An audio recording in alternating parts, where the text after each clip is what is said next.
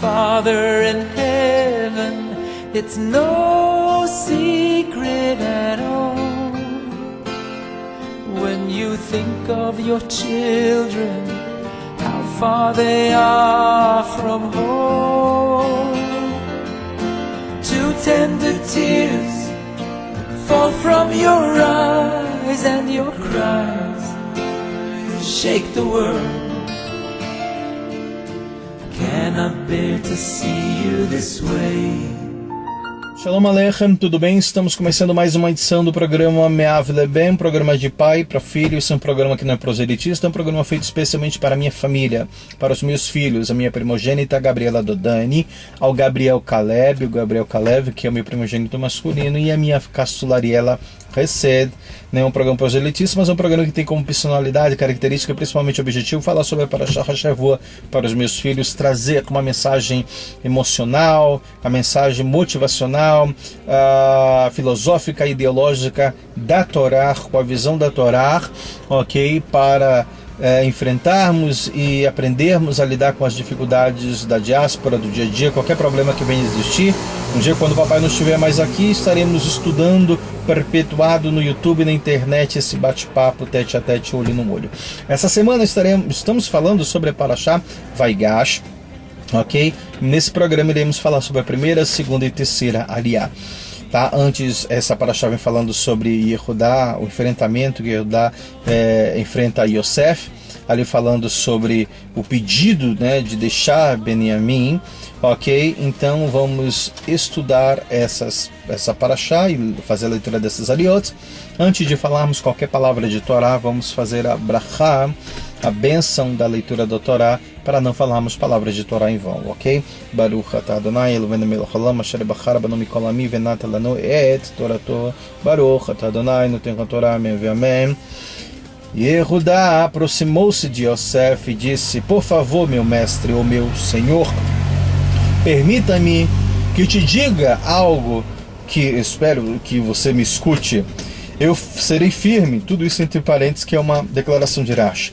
Por isso, por favor, não te zangues com o teu servo, embora tu sejas importante aos meus olhos como o próprio faraó. Em nosso primeiro encontro, tu perguntastes acusatoriamente se nós tínhamos ou não, indagando se nós tínhamos ou não um pai ou outro irmão, e nós não ocultamos nada de ti. Te dissemos, te dissemos, não ocultamos nada, te falamos que nós temos um pai que está muito idoso e que também tem um bebê, ou seja, um filho mais novo que nasceu da sua velhice. Ele tinha um irmão que morreu, e desse modo ele é o único dos filhos de sua mãe ainda vivo, e seu pai o ama muito. Tu nos dissestes: tragam-no até a mim para que eu possa pôr meus olhos sobre eles, e nós te dissemos: o jovem não pode deixar o seu pai, pois tememos que ele possa morrer no caminho, já que a sua família é propensa a esse tipo de fatalidade, de morrer no caminho. Tu replicaste: se o irmão de vocês, ou irmão vosso, não vier com vocês, não verão mais a minha face. Nós então fomos ao teu servo, nosso pai, e lhe dissemos o que tu nos dissestes. O nosso pai nos falou para que voltássemos para obter algum alimento. Nós replicamos: nós não podemos ir como fizemos antes, somente podemos voltar lá se o nosso irmão mais novo estiver conosco. Se não estiver conosco, não poderemos nem mesmo ver este homem, a face deste homem. Teu servo, nosso pai, disse: vocês sabem que minha mulher, no caso de Rachel, deu à luz para mim a 2 filhos, e um já me deixou. E eu disse: ele deve ter sido dilacerado por diversas vezes. Não ouvi desde então. Agora vocês querem tirar-me também este? Se algum acidente fatal acontecer, vocês descerão as minhas cães ao túmulo em desgraça. Assim, se eu voltar agora para com teu servo, no nosso caso, nosso pai, aqui, e o rapaz não estiver conosco, já que a sua alma está unida à alma dele. Até aqui termina a primeira aliá, ok? E depois segue a segunda aliá, mas eu vou continuar, tá bom? Depois eu explico de onde começa. Ele simplesmente morrerá se eu não levar esse filho dele de novo. Morrerá de aflição ao ver que o rapaz não está conosco. Eu descerei ao túmulo, as cães do teu servo, no caso nosso pai em miséria.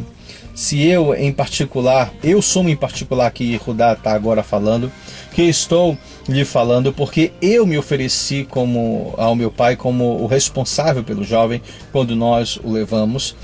Eu disse, se eu não o trouxer de volta para ti, eu terei pecado contra ti para sempre.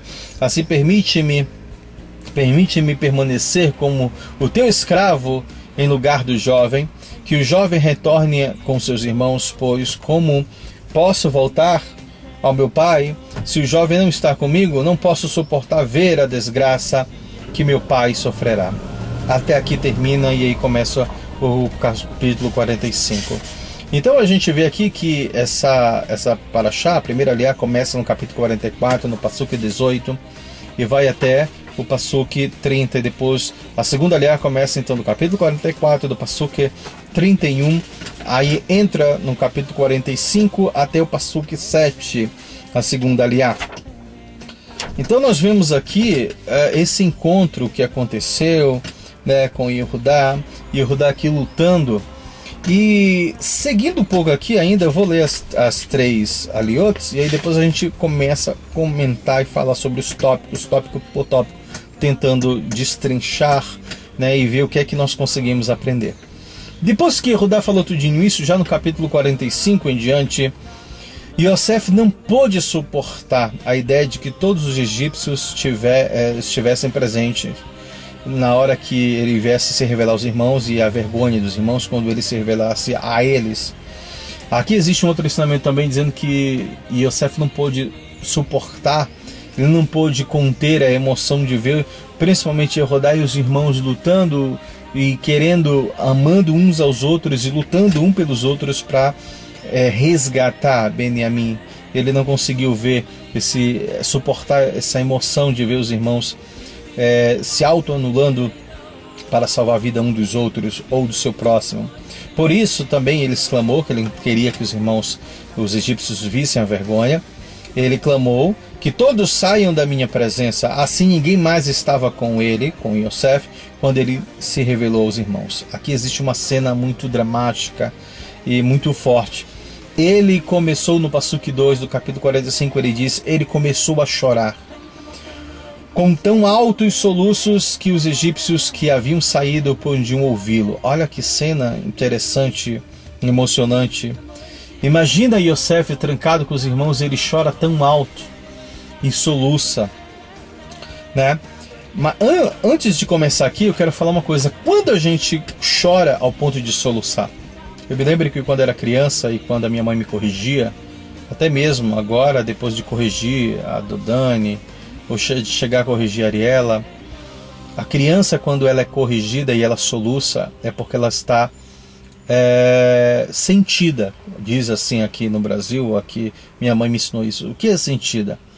Não é magoada. Eu me lembro que quando a minha mãe me batia ou me corrigia quando era criança, quando era necessário, eu chorava, mas eu não tinha raiva dela.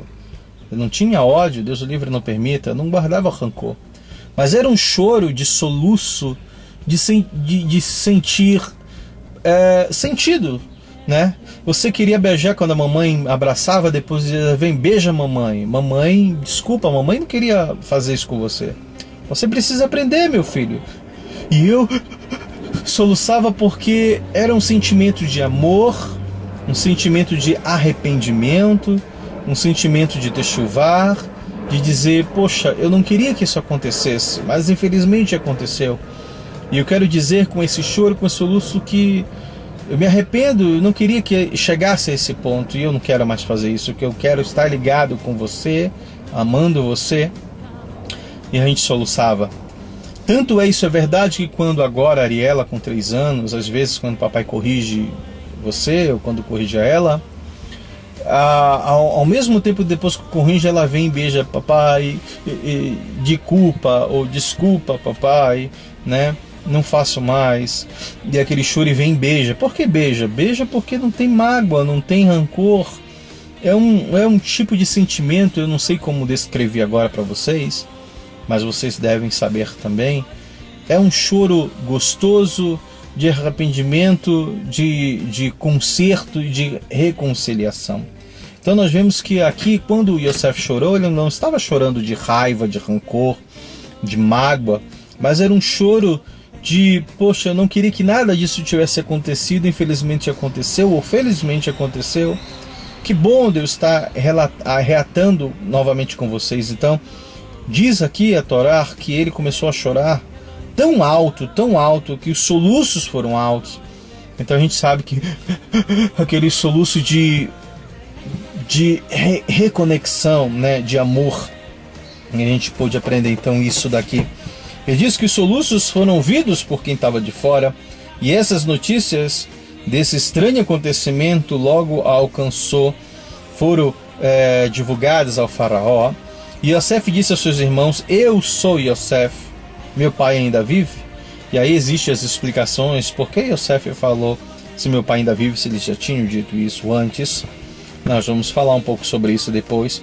Seus irmãos ficaram tão aturdiados, ou tão atúrdidos, tão chocados com aquilo, que não puderam responder nada, ficaram calados. Ao ver que eles estavam envergonhados, Yosef poderia completamente diferente. Yosef era um tzadik, gadol, um homem tão cheio de amor, sabia um tzadik, porque ele tinha revelação de que aquilo que ele estava passando, toda a glória, majestade, poder que ele tinha, não era para se vangloriar, não era para se exaltar, mas era para servir. Todo o sofrimento que ele passou, né, Gabriela Dodani? Dodani. Todo o sofrimento que ele passou não foi o sofrimento que os irmãos fizeram, o que ele sofreu, o que ele apanhou, o que ele foi colocado no poço sem fundo, a venda, a escravidão. Tudo isso ele não guardou mágoa. Todo o sofrimento que ele tinha não foi para uma questão má, né? Ele não sofreu porque os irmãos queriam realmente maltratar ele, mas foi para uma grande elevação espiritual e divina.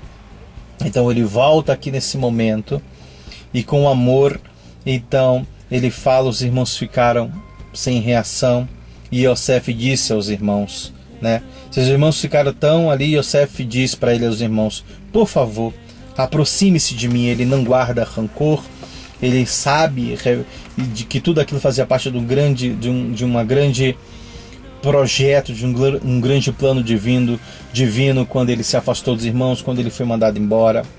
Aquilo fazia parte de um grande projeto de Deus, um plano de Deus.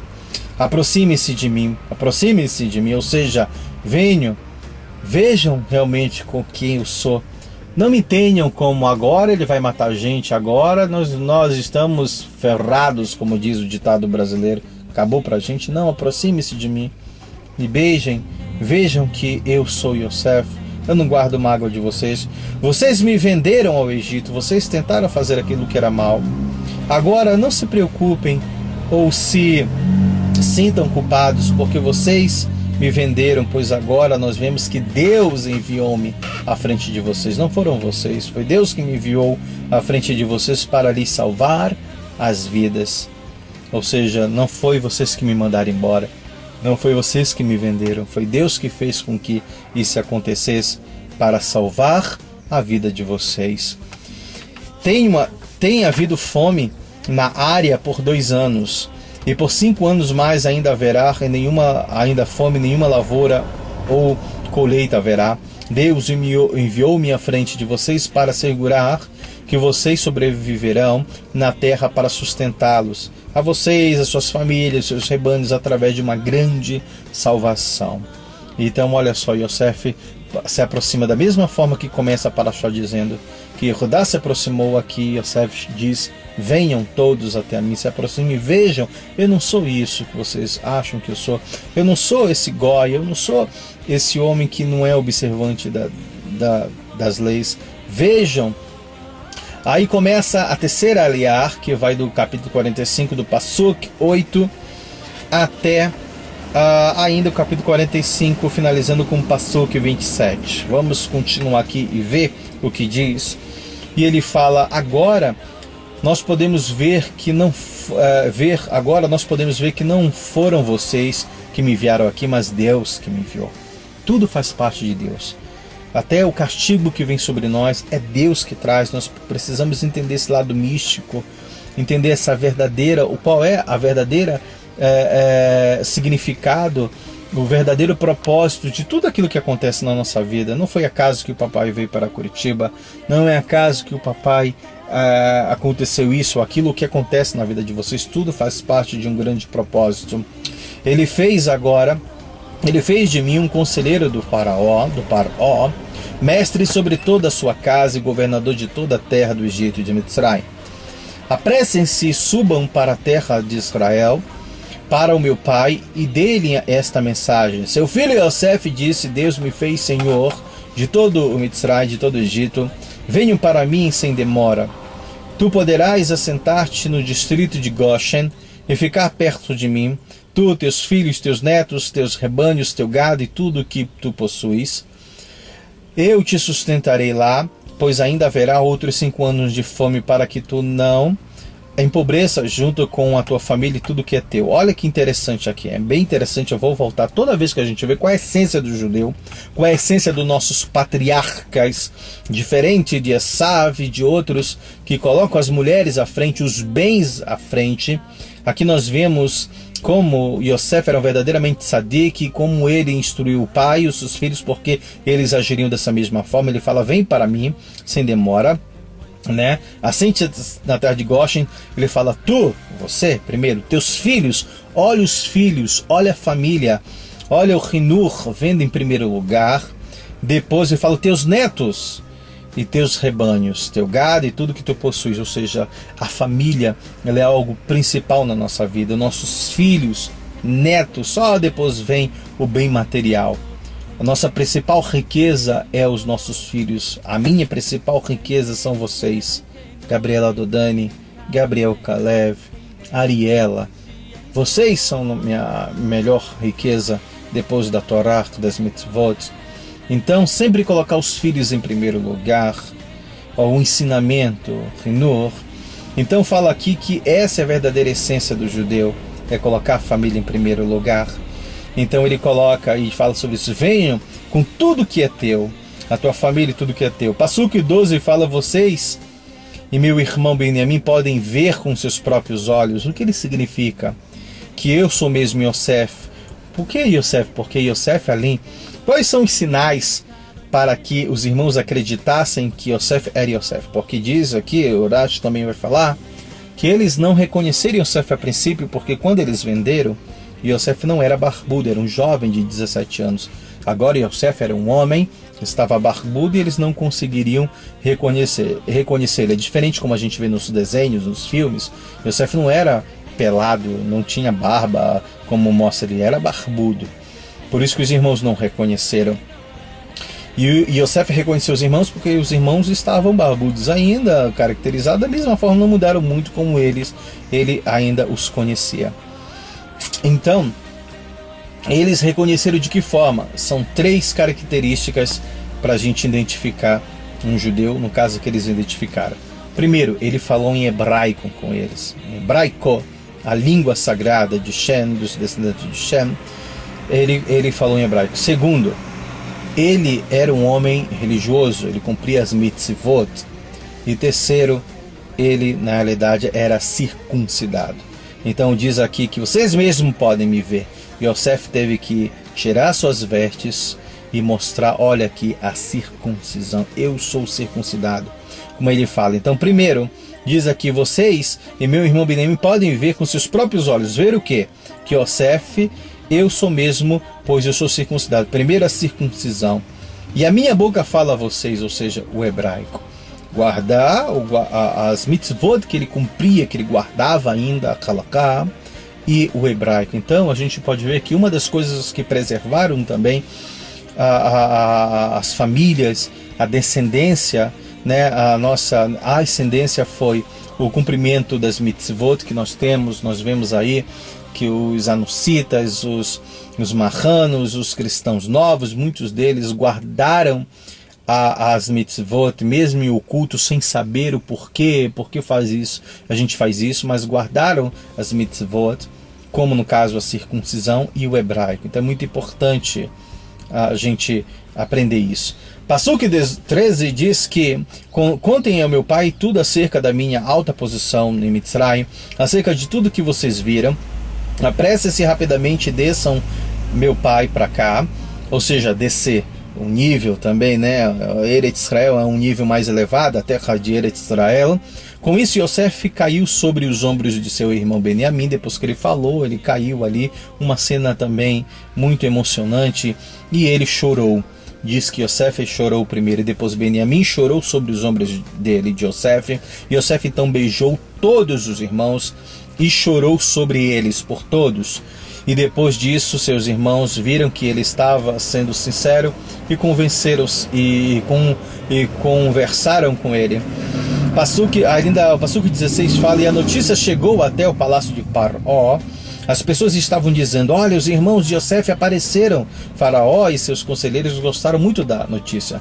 Por que gostaram da notícia? Se o Yosef, que era o caçula entre eles ali, um dos caçulas, né, tinha tanta brachá, tinha tantas bênçãos, ajudou tanto o Egito, quanto mais os irmãos de Yosef, né? Então eles se alegraram muito com isso.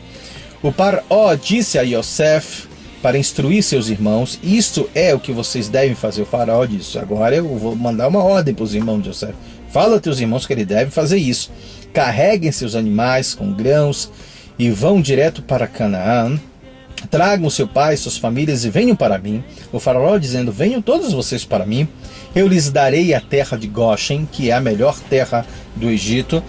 Vocês comerão os melhores produtos da terra. Agora vocês são instruídos para fazer o seguinte: tomem carroças do Egito para as suas pequenas crianças e mulheres, e para o pai de vocês. Olha só o que ele fala. Então, olha que isso daqui é uma ordem de quem? Do Faraó, de Faraó. Agora vocês são instruídos para fazer o seguinte: tomem carroças do Egito para suas pequenas crianças e mulheres, colocando a crianças e mulheres em primeiro lugar, porque a gente sabe que isso era o mais importante para o judeu, para vossos pais, e venham para cá. Não se preocupem em trazer teus pertences, pois o melhor do Egito será agora de vocês. Sempre falando que Goshen era a melhor terra, Goshen tinha o melhor. Depois eu vou explicar um pouco sobre isso. Os filhos de Israel fizeram conforme lhes foi instruído. Yosef deu-lhes as carroças de acordo com as instruções de Faraó, de Paró. Ele também ofereceu-lhes provisões para a jornada. Ele deu uma muda de roupa a cada um, ou seja, presentes. Mas para Beniamim, no entanto, ele deu 300 peças de prata e 5 mudas de roupas. Yosef também enviou para seu pai o mesmo número de burros, no caso que o Faraó tinha enviado antes, 10 burros carregados com os melhores produtos de Mitzrayim. Além disso, Yosef também enviou 10 jumentas carregadas com grão, pão, alimento para a jornada. Aqui fala, Rashi vem dizer por que Yosef teve que enviar mais isso, porque o Faraó tinha enviado um presente, e para honrar o pai, Yosef teve que exceder esse presente, dá mais ainda e melhor ainda. E ele escoltou seus irmãos, e eles foram. Quando eles estavam se retirando, ele lhes disse: não discutam no caminho sobre o passado, está tudo acabado, ou seja, o que fez, não discutam sobre o passado, não removam isso, o que aconteceu, agora é vida nova, acabou, vamos tocar para frente. Do Egito, os irmãos subiram e eles chegaram a seu pai Yaakov em Canaã, e eles deram notícia sobre Yosef. Yosef ainda está vivo e ele é o governador de toda a terra do Egito, de Mitzrayim. Eles lhe contaram. Diz que o coração de Yaakov ficou entorpecido, pois ele não lhes podia acreditar. Ele ficou tipo: hã? Tipo assim, não estou entendendo, não tenho reação nenhuma. Passuque 27, no entanto, quando eles relataram todas as palavras de Yosef, lhes havia falado, inclusive, o conteúdo do último debate que Yosef tinha com Yaakov. Isso daqui é o Midrash que conta, porque Yaakov não estava acreditando, não acreditava sobre isso, e eles contaram: não, meu pai, Yosef disse o último detalhe que vocês tinham conversado. E que detalhe era esse? O Midrash vem dizer, e um dos nossos sábios também vem falar, que como Yosef era o discípulo direto de Yaakov, Yaakov explicava tudo para ele.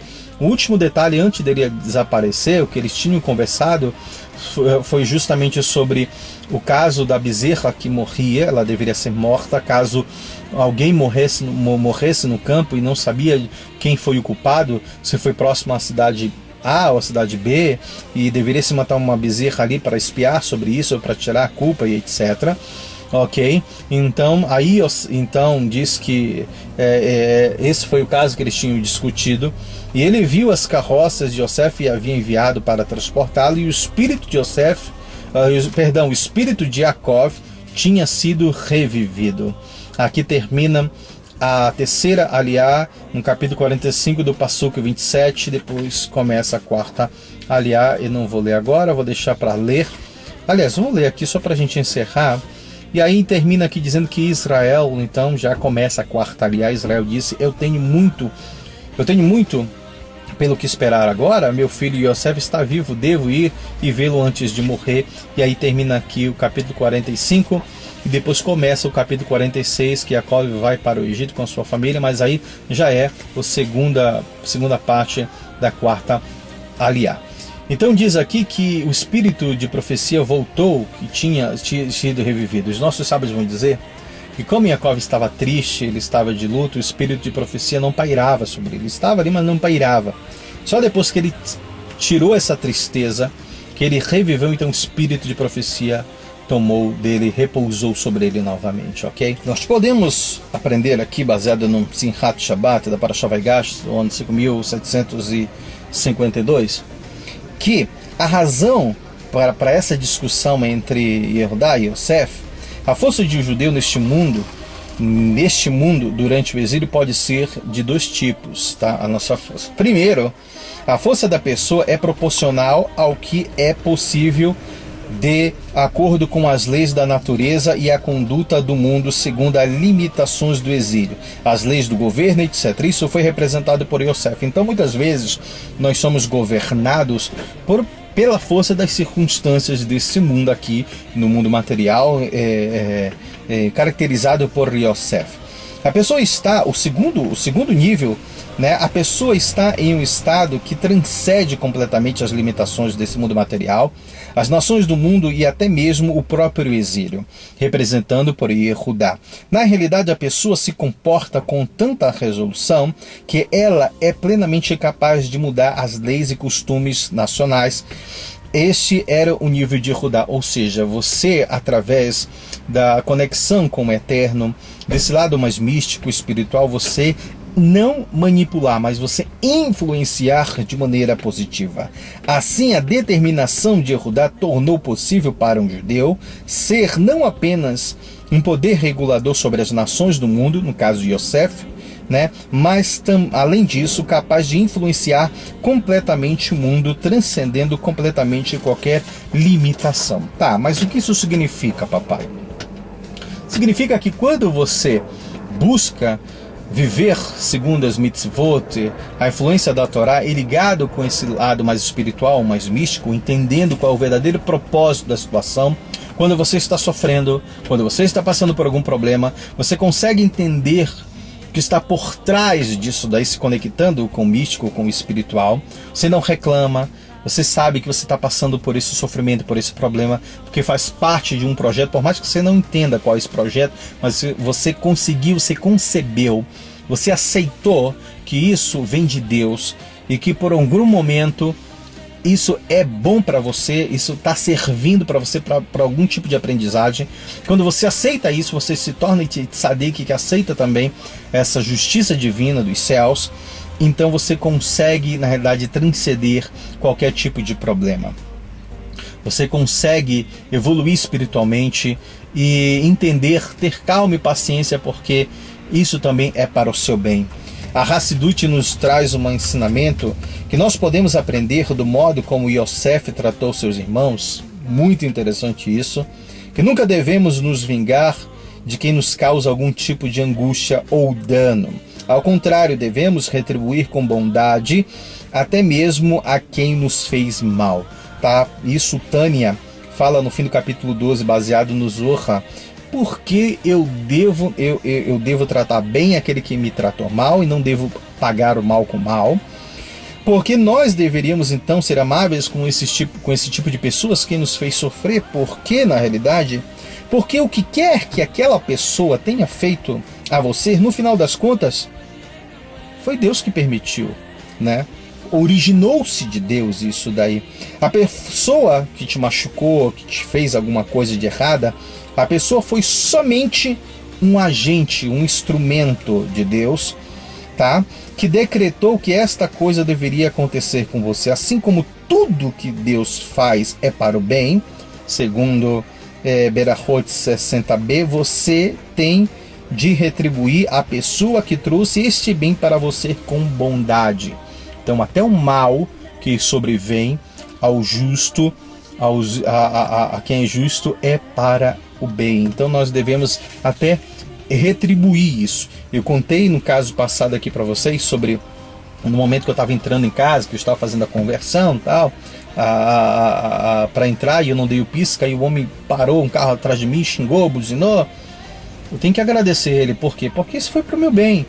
Ele estava errado? Não, quem estava errado era eu. E por que foi para o bem? Porque me ensinou a ficar duplamente atento na hora de dar o pisca, que eu não dei o pisca para entrar. Então me ajuda. Obrigado, amigo. Toda vez que eu for entrar agora, eu vou lembrar de dar o pisca, porque eu vou me lembrar do homem me xingando com todos os adjetivos machulos que existem nessa terra. Eu vou me lembrar 2 vezes, né, toda vez que entrar, para dar o pisca e não me esquecer mais. Então isso é para o meu benefício. Aqui existe outro ensinamento. Rashi vem dizendo por que Benjamim e Yosef choraram, Yosef e Benjamim choraram, e isso que eles tiveram naquele momento ali a revelação de que o templo seria destruído e que o Mishkan também seria destruído, cada um que ficou no território de Yosef e outro de Benjamim. Então eles tiveram uma profecia ali, eles se abraçaram e choraram justamente por causa disso. Aqui nos ensina que cada um deve aprender a ter a empatia e se sensibilizar com o outro, tá? Por que chorar? Cada um, quando diz aqui Rashi que eles choraram pela destruição do Beit HaMikdash e outro do Mishkan, quer dizer, o Beit HaMikdash que ficava em Benjamim e no território de Benjamim, e no caso o Shiló que ficava na região de Yosef, eles choraram sobre o outro. Mas Rashi vem explicando também que eles não choraram pelo que estava no terreno deles, na área deles, mas sim pela área que estava no terreno do outro. O que isso significa? Significa que eu sentar e chorar pelo meu leite derramado não compensa, porque eu tenho o poder, eu tenho o livre-arbítrio de trabalhar para mudar os meus problemas. Então quem pode mudar meu problema? Eu mesmo. Só eu posso mudar as dificuldades, os problemas. Eu que tenho o livre-arbítrio posso mudar, mas eu posso chorar pelo outro. Por quê? Porque não depende de mim, né? Eu choro pelo outro. E por que eu choro pelo outro? Porque, na realidade, eu não posso fazer nada para ajudar o outro. Muitas vezes a gente não consegue, a gente não pode fazer nada. Então, o máximo que eu posso fazer é o quê? Ser condolente, ser empático e chorar pelo outro, entendeu? Então, diz que um chorou pelo outro, né? Porque pelo meu mesmo eu não posso chorar. Não sei se vocês me entenderam, porque eu tenho na realidade livre-arbítrio e eu posso lutar para mudar a minha história. Mas muitas vezes eu não posso lutar e mudar a vida do próximo. Então no máximo que eu posso fazer é, entendeu, me sensibilizar com ele. Antes de encerrar, fala que qual era o melhor produto, né, que no caso Yosef deu para o pai, etc. Rashi vem dizer que o Talmud fala que era o vinho envelhecido. Mas aí existe aqui o Midrash vem dizer que não, que era na realidade as favas partidas. Por que Yosef enviou favas e não vinho? Porque o vinho, por mais que tenham dito que era o vinho, que o vinho alegra o coração, etc. Mas a gente sabe que o Egito, o Mitzray, não era reconhecido pelo vinho, não tinha as grandes vinhas, mas sim pelos grãos. Então a fava, diz que as favas elas têm o poder de acalmar as pessoas, e Yosef justamente enviou para o seu pai Yaakov favas partidas porque elas tinham esse poder curativo de acalmar, de trazer um bálsamo, de trazer uma paz. Então por causa disso, ok? Aqui a gente termina essa primeira, segunda e terceira aliá. Espero que vocês tenham gostado, tem muita coisa pra gente aprender ainda, e o papai ama muito vocês. Um beijo, Gabriela Dudani, um beijo, Gabriel Kalev, um beijo, Ariela Hesed. Vamos fazer a brachá final da leitura da Torá. Baruch atah Adonai Eloheinu melech haolam asher natan lanu Torah temet v'chayalon atah betochenu. Baruch atah Adonai noten haTorah. Amém ve amém. Shalom aleichem Lehitraot.